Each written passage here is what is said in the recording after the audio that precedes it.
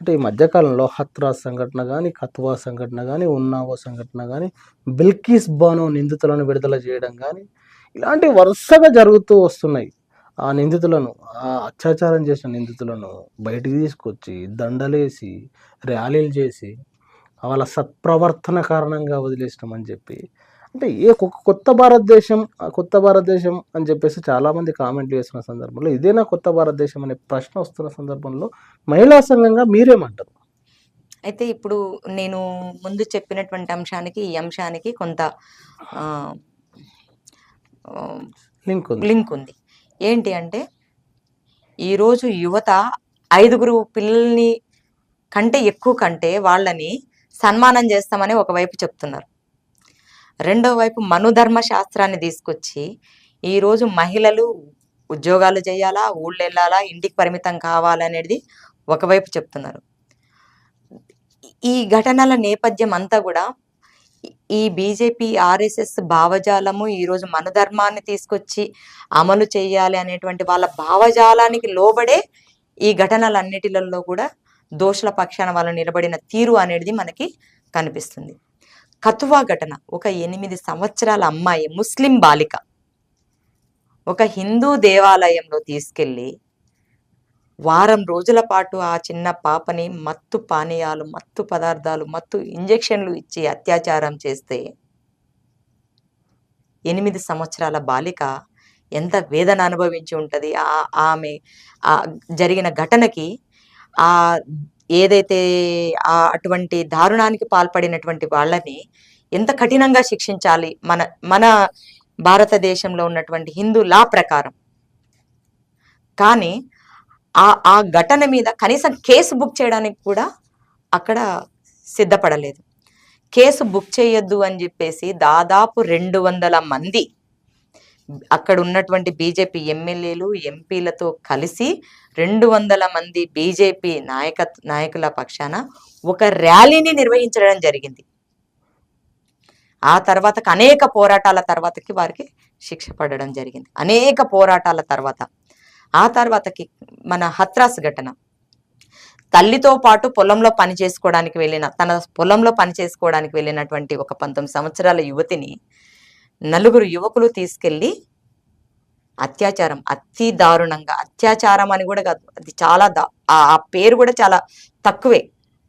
ఆమె అరిస్తే మాటలు బయటికి వినిపిస్తాయి అని చెప్పేసి ఆమె నాలుక కత్తిరించారు. అర్ధరాత్రి 2 గంటలకి తల్లిదండ్రులను ఇంట్లో వేసి తాళం వేసి వాళ్ళని బయటికి రాకుండా ఒక మెజిస్ట్రేట్, జిల్లా మెజిస్ట్రేట్, మీరు బయటికి వస్తే మీ ప్రాణాలు కూడా ఉండవు అని చెప్పేసి బెదిరించినటువంటి వీడియో వైరల్ అయ్యింది.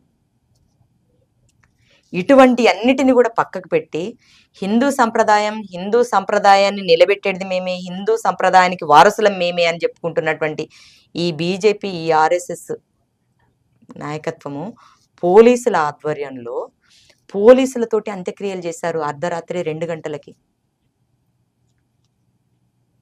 ఇది అసలు ఏం సాంప్రదాయము, ఏం హిందూ మత ప్రతినిధులు వీళ్ళు అనేది.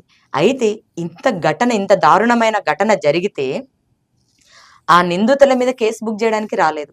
చివరికి ఆ కేసు ఏమైంది అని చెప్పేసి ఎప్పటికప్పుడు చూస్తే అందులో ఉన్నటువంటి 3 కూడా నిర్దోషులుగా విడుదల చేసింది గవర్నమెంట్, కోర్టు.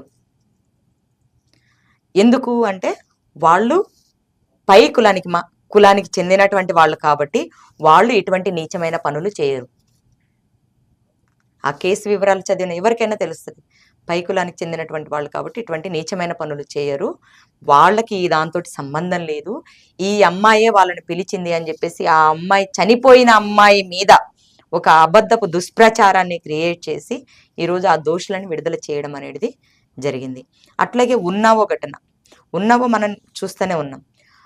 ఒక 16 ఏళ్ల అమ్మాయి ఉద్యోగాని కోసం పోతే అతి దారుణంగా అత్యాచారం చేసి ఒక బీజేపీ ఎమ్మెల్యే కుల్దీప్ సింగ్ గారు, ఒక బీజేపీ ఎమ్మెల్యే, కనీసం పార్టీలో ఉన్నటువంటి పై స్థాయి ఒక ప్రజా ప్రతినిధులకు కూడా కనీస విలువలు నేర్పనటువంటి ఈ పార్టీ హిందువులందరికీ కూడా మేము ప్రతినిధులము, మేమే ఈ హిందూ రాజ్యాన్ని స్థాపిస్తాం, మేమే ఈ హిందువుల సంస్కృతి సాంప్రదాయాలను కాపాడే వాళ్ళం అని చెప్పేసి ఈరోజు దండలేసుకొని తిరుగుతూ ఉన్నారు. ఇది ఎక్కడి ఘటన? ఆ ఒక బీజేపీ ఎమ్మెల్యేకి అనేక పోరాటాలు చేస్తే శిక్ష ఖరారు చేస్తే ఆ ఘటనలో ఎన్ని దారుణాలు జరిగినాయి. ఆ అమ్మాయి తండ్రిని చంపేశారు లాకప్ డెత్ చేసి. ఆ అమ్మాయితో పాటు ఉన్న వాళ్ళ కుటుంబ సభ్యులని అతి దారుణంగా లారీ తోటి యాక్సిడెంట్ చేపించి చంపించారు. ఇన్ని దాడులను కూడా ఎదుర్కొని నిలబడి ఆ కేసును ఛేదించి శిక్ష పడేలాగా చేస్తే ఆ శిక్ష నుంచి ఇప్పుడు తగ్గించేటట్టుగా ఇప్పటి వరకు కోర్టు చుట్టూ తిరిగినటువంటి దాంతో ఆయన శిక్ష పూర్తయినట్టుగా భావించవచ్చు. వీళ్ళంతా కూడా సత్ప్రవర్తన కలిగిన వాళ్ళు అని చెప్పేసి నువ్వు రిలీజ్ చేస్తాము అని చెప్పేసి అన్నారు. అట్లాగే బిల్కిస్ బానో కేసులో 2002లో ముస్లింల మీద జరిగినటువంటి అనేక దాడుల్లో భాగంగా బిల్కిస్ బానో కుటుంబ సభ్యులని 11 మందిని అతి దారుణంగా హత్య చేశారు. బిల్కిస్ బానో తల్లి పైన, బిల్కిస్ బానో పైన అతి క్రూరంగా అత్యాచారాలు జరిగినాయి. బిల్కిస్ బానో కూడా చనిపోయింది అనుకొని వదిలేశారు ఆమెని.